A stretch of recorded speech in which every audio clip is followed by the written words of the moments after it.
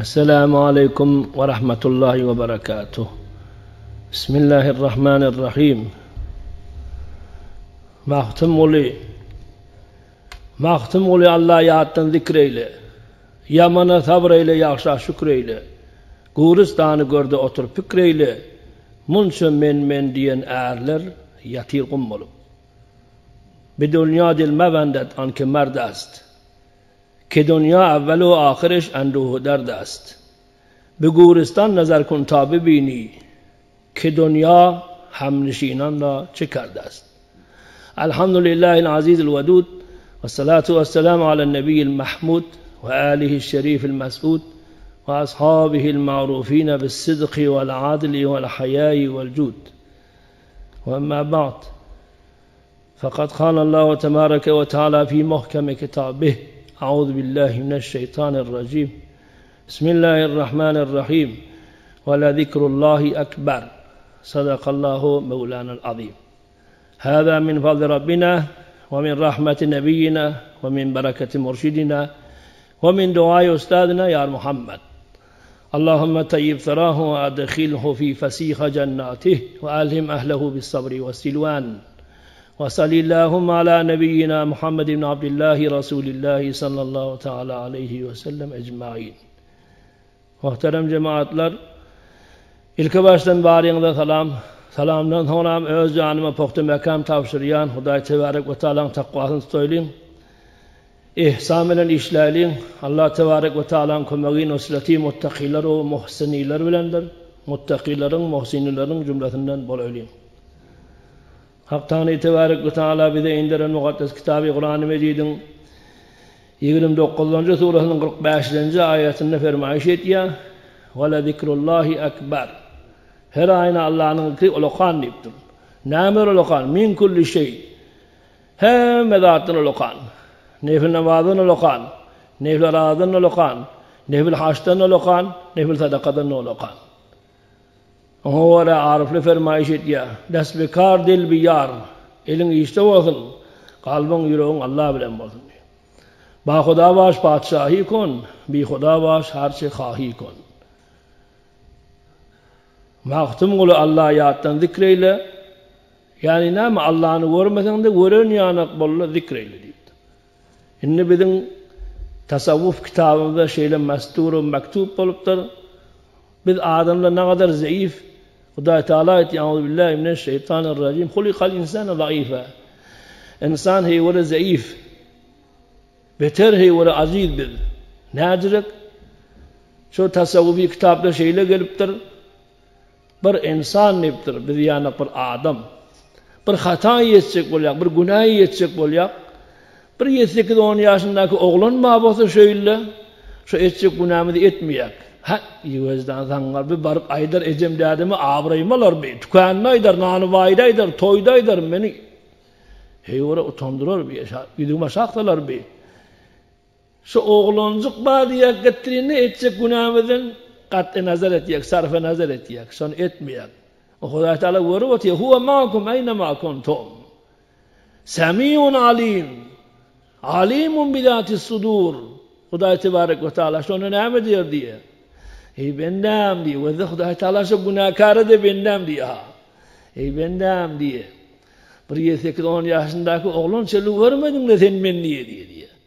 Şu oğlan verak getirine edip oturan hatamı günahımı verip öyle böyle ecem dedimi öyle böyle aydımın avraymalar deyip etçik günahını terk ettin sen.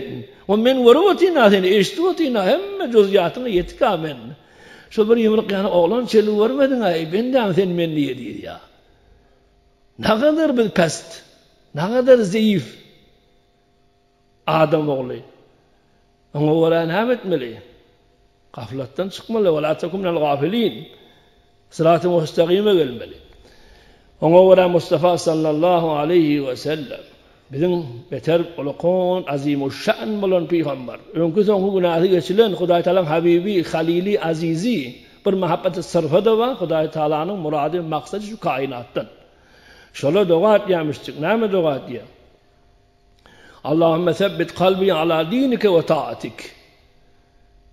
Men kalbimi dinine, taat ibadetine mustedam aylandır, sabit kadem aylandır deyip Habibi Huda dua etmiş çıka. Elbette Peygamber sünneti kavliyeti var, sünneti fakliyeti var, sünneti takririyeti var. Hem Peygamber şu duanı ediptir, hem bir de amuduş veriptir, uğur ediptir de. Biz ahulları dua etmeli, ne dua değil? Şöyle dua etmeli. Allahümme Rabbena la tuzigh kulubana ba'de iz hedeytena ve hab lana min ledunke rahmeten inneke entel vehhab. Sadakallahu aleyhi. İnne qarası da olamı ne dua etmeli? Qarası da olamaz mı? Şu dua etmeli. Bismillahirrahmanirrahim. Rabbena Allahümme Rabbena atina fid dunya hasene ve fil ahireti hasene ve qina azaben nar. Sadakallahu aleyhi. Şu dua Türkmen öz ene dille etyen duamız. Şon mazmunu manası şu bizim ene dille etyen duamız. Türkmen ağa dua eti, nâme dua eti. Ey bar Hudaya bu dünyada avrayı ver, ahirde iman ver. Tamam oldu da. Şu dünyada avrayı bilen yaşata bir adam. Ahirde de iman bilen geçti, baktı geldi tamam. Cahil cennette. Biz nâme etmeli? Şu duanı kan etmeli. Mahsusen şu mahal. Ona valla şeyh el-meşayih ola kon bir Hulya geçiptir. Şahru şehrinin Hargan mantıqasının Qalanav diyen yerinde. Sene-i Hicri Qamari'nin 352. yılında dünya gelip 425. yılında dünyadan geçiptir. Şeyh Abul Hasan Hargani Kaddesallahu sirruhul aziz. Şoňa barıpdyr Türkmen ola kon padşahy Sultan Mahmud Gaznevi. Ola kon bir başlyk padşah Gazneynni paytaxtı. Gazneyn yani Afganistan'da bir mekanın adı. Şo gelipdir şu Harganiye. Adam kan on gurunları muhtasar mufid etiyap. Şonne gelaki bir bana hayır dua et deyipdir bana. Men öldüm. Bolya deyipdir. Şeyh. Näme dua ettir? Ey Mahmud. Hudaý sen ahiratın Mahmud etsin. Yani sen ahiret bir hayır bolup geçedin deyipdir. Bizde dua etmeliler şu millete. Şu ümmeti Muhammediye'ye bizde dua etmeli. Müslümanın gayibane etyen duayı kabul ediyor Peygamber hadis var. Bizim bu duamız vardı bir çare Allah rahmeti geçti ol.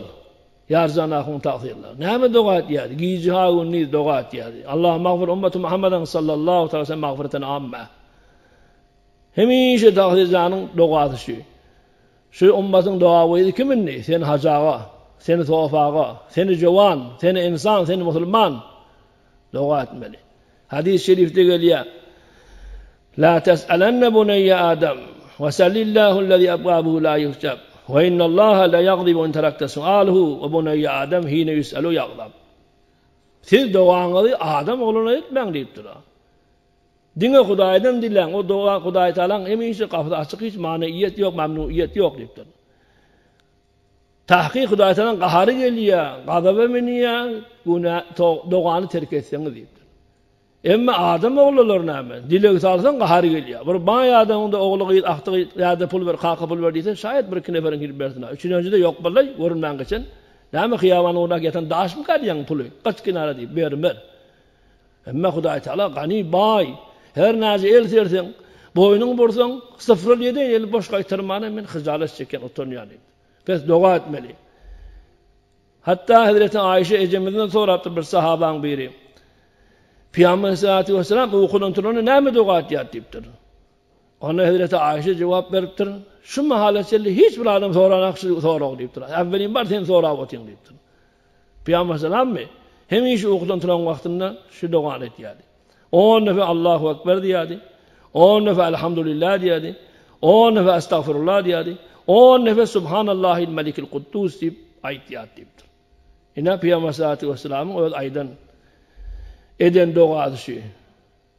Bet Hudaý Teala'nın zikri mukaffiruz zunub. Günah olsa günahı işken adam aýryan zat, günah bolmasa näme? Talaqqiyat ahiret. Ama ora hadis-i şerifte gelipdir. Peygamber sallallahu aleyhi ve sellem aýtýar: "Sabaqal mufarridun, halakel musawwifun." Näme diýdi bolýar? Mufarridler öwe geçdi. Salatdan geçti, cennete vardı. Hudaý tebarek ve Teala'nın saadetine, didarına yetişti deyipdir. Qil ve mel mufarridun ya Resulallah. Mufarridle kim deyip sorapdırlar Peygamber sallallahu Qala Nebi sallallahu aleyhi ve sellem: "Ez-zâkirîne Allâhe kesiren ve z-zâkirât, a'addallâhu lehum mağfireten ve ecren azîmâ." Köp Hudaý Teala'nın zikrini eten erkek adamlar.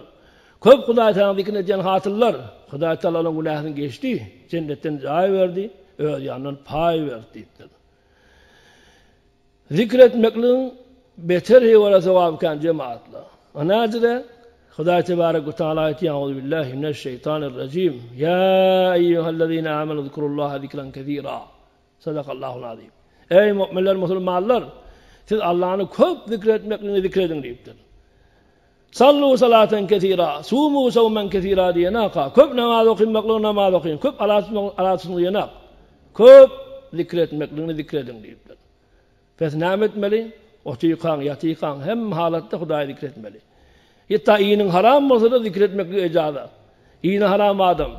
Zenana aybaş bolýan masiniya zikretmekliği ecada. İyinin haram adam aybaş bolan zenana dördü iş etmeli. Nam etmeli. Namaz okuymalı. Kur'an okuymalı. Mescide girmeli. Kur'an'ı elle girmeli. Başka zikirler edivermeli. Subhanallah, elhamdülillah, Allahu ekber. La ilahe illallah, Resulullah, la havle ve la kuvvete illa billah. Allahumme salli ala seyyidina Muhammedin ve ala alihi ve sahbihi salavat. Hallal müşkilat deyiptir Hazreti İmam Gazali. Her kimin dağdağay fikri idikan, dağdağay zindigi idikan, her gaçan barsa barya urya bombası giret ya, salavat aytmal Peygamber sallallahu. Ya da yeni hadis-i şerifte götür kelimetü la havle ve la kuvvete illa billah. Devaun litis'u ve tis'ine da'an eysar vel hammo. 99 yerden dermanı iptir kelime la havle ve la kuvvete illa. İn bäri başı narahatin sor, kellagını ayrar deyiptir. Manasy näme muny gel tawsiye edetin ahuna hadisen? Manasy kana mı? Näme diýdir? La havle ve la kuvvete illa ibar Hudaýa. Haram, makruh, mufsid tileki işlerden saklanmaklığı menne hal ýagda ýok, kuvvet, kudret ýok, özüň kudret, kuvvet bermeseň. Farz, wajib, sünnet, mustahaplary ýerine ýetirmekliği, enjam bermekliği de menne hal ýagda ýok. Özüň tawfik bermeseň, özüň kömek bermeseň diýdi. Sabaqal mufarridun, halakal musawwifun. Musawwifler helak boldy, dogdaga düşdi, oda ýandy diýip. Musawwif kim? İnsanyny bir däne şeytanma adyny diýerler sawfa. Edebiyat Arap'tan başka adamlar bile sawfa diýdi, soňram diýdi de. Bir şeytan gelip basbasa berýär. İnsanlara näme diýär? Galba girip basbasa berýär de, bir etýän hünärşi şeytanyň. İnsanyň galbyna girip basbasa berýär. Sen näme bolýan diýsen, men ne bilmem, Kur'an aýtdy. Euzu billahi mineşşeytan. Ellezî yuwaswisu fî sudurin nas minel cinneti ven nas. Şu sawfa diýen şeytan gelip adam galbyna basbasa berýär. Soňram tawba edersiň de. Soňram haja gidersiň de. Soňram sakkal goýarsyň da. Soňram sellerenlersiň da. Soňram diýip güni kinnet ýaby. Garazyň gapy öýüň ýupýa. Soňram awazyny ne bilýän sen? Ajal geldi ýörte, kime bugün kime örte. Yine Arif fermaýş edýär. Şu bayat heme amadu bedeli hak raft. Hoş abi an kes ki pak amadu pak raft diye. Biz azaz umri ki beripdir Hudaý Teala. Şol Hudaýyň taatyny sarf etmeli. Masiyete günaha barmaly. Eger baranna bolsak tawba etmeli. Yenemde Mustafa sallallahu aleyhi ve sellem fermaýş edýär. Temutuna kema ta'işuna ve tuhşaruna kema temutuna. Ey ummat nahili maşiyet durup zindigi etýän sözü ölersiňiz. Nahili bolup ölseň şoju diýildi Hudaý Teala akillersiňiz. Näme diýdi bolýar? Bir adam mescid bilen, cemaat bilen, din bilen, diýat bilen gelip ýören bolsa şoju öler. Şoju da Hudaý Teala huduryna barar. Ýok, bäzileri we Hudaý saklasyn. Zabanem lal, dinden bidar, diyanattan bidar, mescitten bidar, cemaattan bidar, kav dünýäge ýene gelip, bular şöyle öler, şöyle de barar Hudaýyň ýanyna. Zindagi amed berbendegi, zindagi bibendegi, şermendegi diye. Hasılı kelam,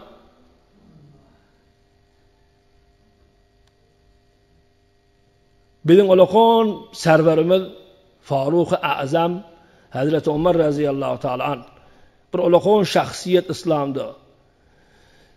Bir heybetli adam, adamatlı adam. Ve onu eştendedim tarihte usifini. Neçe kilometre yerden geliyor ki berden gören adam fikrettiğin atın üstünde, dünya üstünde mükadip tasavvur ediyor. Yakilakete yürüyüp geliyor, piyade geliyor. Onlar da.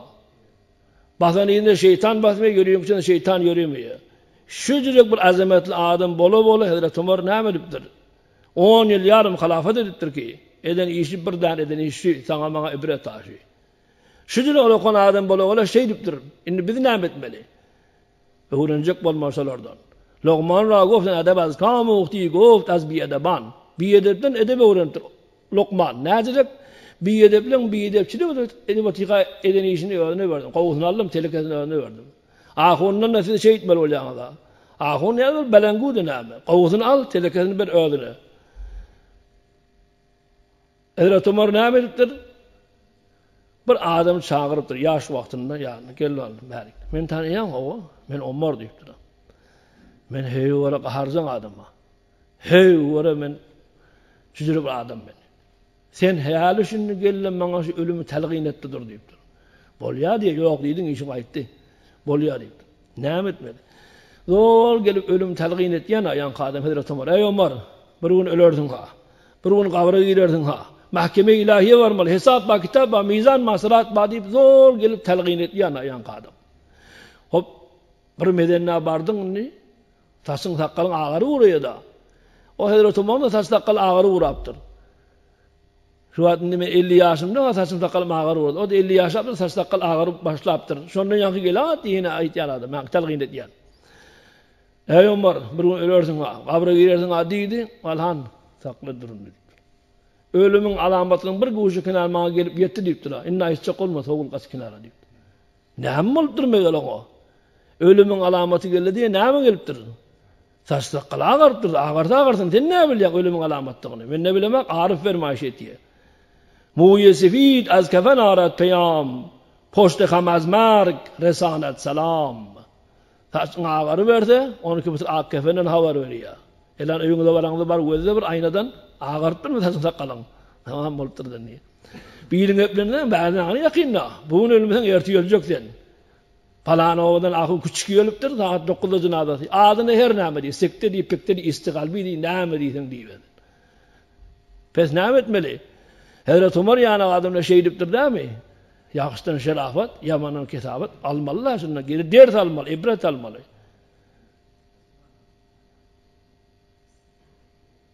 Yenemde kitaplarda gelýär. Bir däne sahabasy we Peýgamberimiň o adyny Huzayfet bin Yaman diýär. Sahabe sirri Rasulullah sallallahu aleyhi we sellem. Hey wara kon adam Huzayfet bin Yaman ýalar. Peýgamberimiň sirdaşy. Peýgamberimiň içinde ýürek duýgulary şoň aýdypdyr. Kanka aýdandadyr. Bir gün aýdypdyr. Ey Huzayfet. We turuşdady. Näşi däne adamyň adyny berdir, şu adamy munafyk. Şunu ölse jinaza okuýmarsyň, başga kişi jinaza okuýsa sen gelip şirket etmersiň diýipdir. Şu kebi Hazreti Ömer radıyallahu ahli mulhimelerden tenha kesiki öğüne ilham bolýa, Hazreti Ömer şu ümmet merhuman içinde. Hazreti Ömer duýup bilipdir. Keraran ve meraran gelip şu Huzayfet bin Yaman'dan soruyor diýär. Ey Huzayfet, sen näme bir şansly adam sen. Sahibi sirri Rasulullah sallallahu aleyhi ve sellem. Çariyara verilen imtiyazı ha bula. Çariyara aýtmapdyr Peýgamber içiniň sirrini. Huzayfet bin Yaman aýdypdyr. Ey kardeş diýipdir. Sen ne beýle bir hoşbaht insan sen. Ne kadar bir saadetmend adam sen diýipdir. Rasul Ekrem sallallahu aleyhi ve sellem seni öýüň mahremi raz intihab edipdir. İçiniň sirlerini aýdypdyr saňa. Näsini munafyk adyny beripdir. Şulu adamly örtejine asykmarsyň. Başga kişi gelip düşünü jinazaga sen goşulmarsyň. Şolaň üçin Hattabyň ogul Ömeриň ady ýokdur diýdi. Ömeri wer ey, Ömeri wer Ömeri. Näzir adam ol adamny esas hatar edýärli. Emma bazi dogulamy wer ýak bil. Agay Hazreti İsrail'e tataşakketine şeşçeyle kağıyla alan yanak bu dünya koyuşu varsan. Mescitten bidar, cemaatten bidar, dinden diyanetten bidar. Eynuhu Hazreti İsrail tataşıptın agay falan izan. Gel barik. Sen yeki bilen işim yok ha. Sen bilenden kalma. Kapışır sen deyip aydan yanak kağıyla varın yanak edip yoşu varsan. Dünyanı koğulap yoşu varsan. Ömer ve Hazreti Ömer näzirin adammıştık bey. Zor gelip soruyor diye Hazreti Huzayfet bin Yaman'dan. Ey Huzayfet, şol Peygamber Aleyhissalatu vesselam ne aslan münafık adını aýdyp beripdir sana. Şolaň üçin men adım ýokdur. Yok, sen adım yok. Ey Hazreti Ömer, haşa ve haşa aýtdy ha. Yol gelip soruyor diye. Ehsas hatar etýär şi. Men galbymda nifak bolanmasyn, men münafyklaryň jümlesinden bolanmaýyn diýip. Odam eden işme ýüzüne näme edipdir? Her gaçan madami Hazreti Huzeyfet bin Yaman cenadaga şeriket imam bolsa, şonu uyuyamış Hazreti Ömer. Başka kişi imam bolsa cenadaga Vezzat duruyormuş çarşışmi Hazreti Ömer radıyallahu teala an. Huzeyfet uyuyor mu? Uyuyor. Huzeyfet uyumuyor da mı? Uyumuyor. Gitmiş. Senden terk etmiş. Ne hazır adam ola adamla? Senin yerde, men yerde, olan yerde. Yine büyük serverimiz Hazreti Ali'ye karramallahu vecce fermayış ettiler. Kayısı bir insan, kayısı bir adam, öğündeki ayıplar tanıyamasa, ola adam öğün tanıyamar deyiptir Hazreti Ali. Öğün tanıyamadı adam da evet Hudayın tanıyamar deyiptir. Ve o ayıplarını bilyen kim ben? O bilyanını ıslah etmeli. Elim gerçenden hani, agar ameller toniz, nadani. Şeyh Muhammed Ferid Nettar Neşaburi ettiya. Okuyup alim Allame Zahan nevladen. Vakti ki amel yok, senden ağırda tentik ahmak adam yok. Ne etmeli amel edip? Ne etmeli? Öyle okuyduğun bir zaman, mescidede 20 zaman şunu bilmeyemem. Çoğunluğu biliyor, gel mescide. Bizim adamlarımızın kusuru nerede? Erti namazı yok. Yatsı namazı, kinniğine akşama geliyor, nâme keppa, nâme gurrunma dik geliyor. Nâme Nuh derse sonuna şeyim geliyor. Öğlenle de yok bu adamlar. Peygamber sallallahu nâme diyor. Erti bilen yatsıyla beriyen sevabı bilseydiniz, karnınızına tüyüşük gelerdiniz. Altaklarınızın karnınızına tüyüşük gelerdiniz deyip. Hani kuşuşuna var? Bu icele giyecek kulak getirini o yatıp bunu ondan sonra duruyor. Onunla kimin ümmeti diysen bak kemal corat ayet diyor Muhammed. Ümmeti ahmen diyor. Muhammed'in ümmeti olacak olan alamatın var mı kardeşler? Peygamber sallallahu aleyhi ve sellem bir soraptır. Buradan la ilahe Müslüman bulur mu? Yok. La ilahe illallah Muhammed Resulullah bulur mu? Yok. La ilahe illallah Muhammed Resulullah deyip dilimle aydıp yüreğiyle tasdikle Müslüman bulur mu? Müslüman bulur. Mümin kamil bulmaz deyiptir. O ne deyiptir Peygamber sallallahu aleyhi ve sellem. Alamatını koyun. Alamatını ama akimus salat, atuz zekat. Alamatı şu namaz okuymalı cemaat bilen. Burada işe zekat vermeli. İşe zekat daha da kâllı bu. Kim veriyor işe zekat?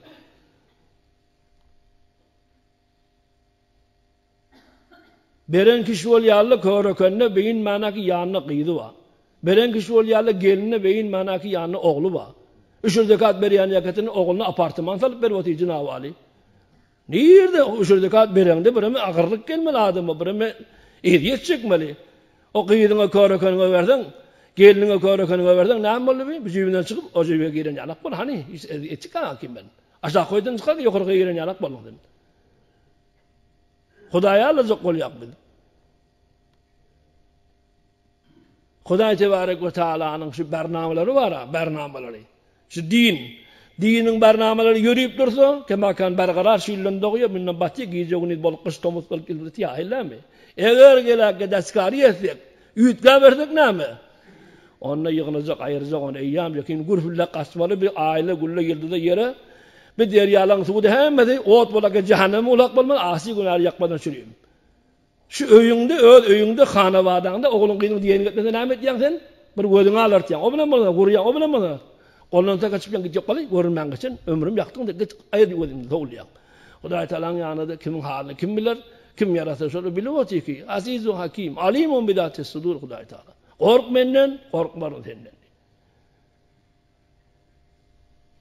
Dindar olacak olmalı kardeşler. Şu bizim yaşayan yerimizde Kıtti Türkmen Sahra diyorlar kardeşler. Şu Türkmen Sahra'da bir kadim zamanı iyi bir ahunağı estir. Bu ahunağa gidip başka oğullarda vaaz veriyor diye abi. Badrak'ta vaaz veriyor, Behelket'te vaaz veriyor. Öyle ovasını Elfanağat'ta vaaz veren ak diye bir. O zaman ovan adamları, cemaatleri, öyle kardeşleri rahat bultur ahunağa. Sen davaran yatırmadı bir. Başka oğullarda o desne orada gurrun veriyen sen. O bir de öyle cemaatin öyle karnı bir de ne gurrun vermeyen? Size de gurrun vereyim deyiptir ahun. Vakt tayin etmek sizi bilen, adam uçurmak sizi bilen, vaaz vermek bizi bilen deyiptir. Bolya, Heyet-i Melayi Mescid'de bula. Gelile diyen ahunağa. Cumhur onu kinliğinden sonra akşam asıl 45 diye vaktda adamla da uçvatı gelip vaaz verirsin. Bolya. Cumhur'un bolli, kinliğini okulli. Adam da kıpkıras doğulu mescid. Namazda gelmeyen adam da fakat ahunun vaazını gelip durla. Doğulu. Geldi diyen ahun nerede? Çıktım ben beri. Esselamu aleyküm adamla deydi. Ve aleyküm esselam. Hoş geldiniz Allah'ın oyunu dedi. Ahunun oyunu da Allah'ın oyunu. Hoş geldiniz şu gelmeyen adamlara deyiptir. Hoş geldiniz Allah'ın oyunu deyiptir. Allah sizden razı olsun. Huda sizin edene bakın kabul etsin deyiptir. Cemaatli hemen bir kademe ötüşün deyiptir. Şu oturan adam. Şakırt hemen bir kademe ötüşüptür. Vesselamu aleyküm deyip çıkıp var idi ya ahun. Ahun nerede? Vakti kabliyallık senin. Lahsı şumarı yettik. Adamı uçurduk. Yani. Selamu aleyküm. Tamam anlatıyorsun mu? Hoş geldin. Bir kademe ötüşün. Vesselamu. Ne hemen böyle? Düşünmedin mi? Yok. Şu dine bir kademe ötüşün dedim de dine. Dindar olun. Dine bir ehemmiyet verin. Cuma cemaate hayır piş bolun. O seyizde pakir doğalımın öyle kılılır. Gayratını kömbek edin dedim de. Dünyana giyeceğin dedim nasıl yortup yoğunuz deyiptir. Dine birime kayım durun dedim de. Bir kademe ötüşün dedim. Dine birime kayım durun. Akşam durun dedim. Şimdi şu dünyanın yerine gelip yenen adamla bana akım küçük diye öğredim eşittim. Ne mi diye? Yani kendi olakan adam da ki onu eşittim camağın içinde gidiyor. Ahun zan neydi? Ne ukara ahun, muhlasa ahun neydi? Ser zaman yedik geliyor doğru adam da haba adamdı. Ne ukara ahun, çakır ahun dikili. Ne mi? Aydı be. Şu giysen hemen gerek diye. Şu yıksana bunluydu olsun diye. Koy dünyanın tutacak yana kolum. Ne hele olursa git bolayım, mal dünya git bolayım. Yok. Ne diyeyim 10 kilometre kefen. Yoksa modda yok. Diye de bakayım. İnni Peygamber Aleyhisselam ne ediptir inni? Peygamber Aleyhisselam. Dünya geliptir böyle olan onu kötü gün döşembe on. Yine dünyadan geçen şu günah. 63 yaşap dünyadan. Dünyadan geçmeli olan vaktinde ahir demde Hazreti Ali'ye karramallahu vecihü varmış yanına. Hazreti Ali ne ediptir? Ve Peygamber Aleyhisselam mübarek doğduklarını kıyımlat diye ne diye karşı? Şu ağzından şeriat çıkıyor ha. Ne diye karşı? Kulağını Peygamber Aleyhisselam mübarek ağzına yapıştırıptır. Ne diye ahir demde senin benim aziz peygamberim. Usikum bis salat. Namaza kaim olun, cemaate kaim olun, heleylen hakkını yetişin deyip ahir demde aydın kefa Mustafa sallallahu aleyhi ve sellem. İnni biz peygamber da ki bizim mamuli adam da. Biz ne diyek ya öleceğin vaktimizde biz ne diyek? O bizimkine ayrıptırlar. Ne diyek? Kitaplarda geliptir. Adam oğullar biz beni Adem bil. Adam oğul ölecek olan vaktinde deyiptir. O gözün tikine asmana. Hemen atlının alakayı dünya kesildi mi? Sonra kıyıgılar deyiptir Adem oğullar. Biz ha. Ne diyor? Mali diyor. Men malım diyor. Kaptandan perişte çıkıyor. Eyne malik ya? Hani sen malın? Malımız 3 takdim ettik diye. Ölmeken periştele takdim etti adamla malı dünyanı. Ölünden sonra ahurla tike oluyor. Kime yanına yağmalı? Hemen koyup gitmeli ha. O perişte diye. Malını 3 bölük diyor. Nedir bölümün? Ellezî ekelte ve afneyte. Bir böyle yedin işte o mezbelaga mıslaba döktün ola. Hezini varttın, keyfini varttın dünyada. İkinci önce de ellezî elbeste ve abilleyte. Tağda doğulur gıyak ettirinde kıyabana çıkanda basayını basmayını kayıklık gezdin, çığırtıp yırtıkları ayırdın. O da bafidin moluktur diye. Üçüncü öncün aydan hak diye yankı perişte.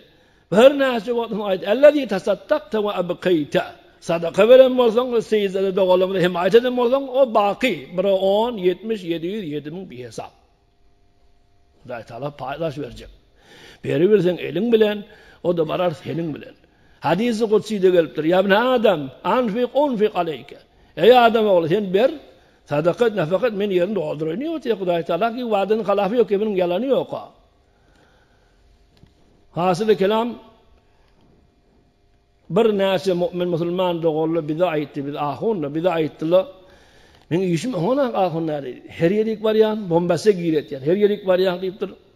Ona tutanak işim ne etmeli? Tefsir-i Celaleyn'de sonra yol kokulduktur. Haysa adam işi tutmayan olsa, oğluma giden işe salyan idi. Şunu erteyi veren, öğleden sonra çıkıp geliydi. İşten haklıydı. Bolan haklıydı bizimki. Ne etmeli? Tefsir-i Celaleyn'de aydıptır. Bir adam işi tutmayan olsa, olmayan olsa, erteyi namazdan meçhitten gelenine, öğüne girene selam versin deyiptir. Bir salavat, bir elham, 11 yolam kulhullaha Sure-i İhlas okuyun deyiptir. Yine 3 tane salavat aytsın, 3 defa Suriye Kul a'udhu bi rabbil falaq deyiptir. Yine 3 salavat aytsın, Suriye Kul a'udhu bi rabbin nas okuyun deyiptir. Diye, kum deyiptinden kıbıl bolar, az matas olmaz, şeytanın şerrinden, şeytan sıfat adamının şerrinden, bakilin bahalatından, hasudun hasadetinden Huda Teala hepsini koruyup saklar deyiptir. Tefsir-i Celaleyn'de var. Ve yine de bir etmeli işi kinni namaz okuyanın sonra 100 defa Allahu Samad deyip ayetini deyiptir. Yani ne mi? Huday bir niyazı. Huday ondan gayrıga muhtaç etmediydi. Mana. Asanca karşı işte edivermeli. Peygamber Aleyhisselam öyle hem işe giyici yatacak olan vaktinde şu Elham okuyup, Falak Nas okuyup, kenar ayetine çüplak etini defenin tedavını çekiyormuştuk. Peygamber Aleyhisselam öyle eden iş. Hem aydan kebe hem eden iş. Şunu mülazimet etmeli. Şunu gayret etmeli. Mahsusen ne şu katlam. Şu borhiye zamanla. İnni velâki ahirin metleb aziz muhterem cemaatler. Bizim Müslüman doğalarımız bir tofari seylin aşağına kalıp hane bayram olup ahlini neslini kullan siyirdirip evre kan meşakkatine mutahammil olvati şondan birazcık urdun verecek. Bizden sual ettiler nama gerek şey, nama hikmet başı seyirle diyeyim. Ondan biz cevap verdik ona Peygamber Aleyhisselatü Vesselam katı yağın vaktinde, yer esen vaktinde, yıldırım çakan, göğün üfürden vaktinde zinaları kurun var ya Hazreti Ayşe, Hazreti Hatice radıyallahu anhum. Peygamber Aleyhisselatü Vesselam eyvana çıkıp ağlayıp dua etmiştik. O zaman zinaları soraptır. Ya Resulallah, fedâke abi ve ummi, ecematam sana fidâ olsun. Nâm oldu meğer, nâm oldu. Onu sen bilen hak mı? Nuh Peygamber'in kavmini seyir bilen, su bilen, yakın bilen, yel bilen helak etti. O men ummetim beytmedi yani. Men rahmet, men ummetim halini riayet etti Huday edildi yani. İna Peygamber Aleyhisselatü Vesselam yağın vaktinde, yel özen vaktinde, aynı meydanam yıldırım çakan vaktinde ağlayıp eyvana çıkıp dua etmiştik. Bize de bir ders ibretti. Biz dua etmeli. Şu belaları soğur deyip. Dua etsek Huday gideceklerdi yok, bilerek gideceklerdi yok. Huday Teala 3 forum kabul et diye Peygamber Aleyhisselam. Münasebeti o da şu dünyada kabul eder deyiptir, kastan beri deyiptir. Yok da olsa erti bir ürün bir hafta bir aileden başına bir belayı gelecek, bir musibeti gelecek, şu derdi belanın başından soğur deyiptir. Yok da olsa Huday Teala zahire edip koyuyor eden doğanı. O kıyamet gününe başlayıp düşüp duran vaktinde ey bendem falan günü falan zahate falan yerde doğan suat kabul edeceksin bana tövben behiç diyecek. Sonra bende Huda arzu ederdi ey kaş şu dünyada en doğalım hiç kabul olmani şu mahal kabul olsa deyip arzu ederdi diye. Biz nimet mele doğa diyelim dir yazıdı ba rat xuru yok ha suxta suzu yok. Hemişe doğa alıp durmalı. Hemişe el zerip durmalı, boynun vurup durmalı. Yenemde Mescid-i El-İcabe deyip bir mescid var Medine-i Münevvere'de. Biz varıp yanına varıp gördük, içine girelim de akma mescidin. Sonra Peygamber Aleyhisselatü Vesselam'a ayettir Huday Teala, ey Habibim sen dua, neyme dua ettin? Senin duan kabul edecek deyip. Peygamber Aleyhisselam 3 tane dua etti ya, şu Mescid-i El-İcabe'de. İkisi kabul etti, birini kabul etmiyor Huday Teala. O nerede? Evvel duadır ya Rabbi Huday deyiptir. Geçen Peygamberlerin ummatları bir günah etmekle sebepli, onları seyil bilen, zelzele bilen, tufan bilen helak ettin. Biz fakirin beytme orcan Huday deyiptir. Bolya deyiptir. İkilenciğini dile deyiptir. İkilenciğim de eyvallah Huday'a deyiptir. Geçen Peygamber'in ummatları bir günah etmekle sebep olan şeklini şamaili ettin, doğunu ettin, meymun ettin, ite vurdun, eşeğe vurdun. Biz fakirin beytme orcan Huday deyiptir. Bolya deyiptir. Üçüncüğini dile. Üçüncüğüm eyvallah Huday'a men ummatın ihtilaf ve niza oklap da bunlar betbaht eder ama ya bunun kavullar deyiptir. O ne acıdı? İhtilafı nizamı ölür taptıryalı adamlar deyiptir. O seyil bilen, tufan bilen, yersiz etmek bilen, zelzele bilen, helak etmek bilen öyle işim deyiptir. Kıyafetini öğürmek demek öyle işim deyiptir. Ama ihtilafı gurrunu ölür taptıryalı deyiptir. O ne acıdı? Harim-i şeriattan çıkıya gafil olayak bir, onun Huday Teala'da nimet ya, o tadan bu tadan ultimatum o deydi o. Yertitir et ya, göğün üfür et ya, yıldırım çaktır ya, seyil getir ya, tufan getir ya, inalakin ey bendam. Korkmenden, korkman senden, sırat-ı müstakime gel. Adam olacak bol. Doğru bol yakatine kulağımı toğlaydı Huday Teala. Çünkü ahiren toğladı kulağımı. Ağalarına eşare kafiz diye. Huday Teala, hey vara kudret, hey vara azameti kudreti yukarıda. Halan işini edip biliyor. Bendelerini imtihan ediyor, azmayiş ediyor. Sultan-ı Arifin Hazreti Bayezid Bistami Kaddesallahu aleyhi ve evliyalardan öyle Türkmen. Son kan vaat edip riyadet çıkıp Huday Teala'nı gördüler. Huday Teala dediler cennette olacak, dağdakı da olacak deyiptir. Cennette vardır, dağdakı da vardır. Ey mar Huday'a dağdakta ne yan deyiptir. Onu Adem bilen daş yan deyiptir.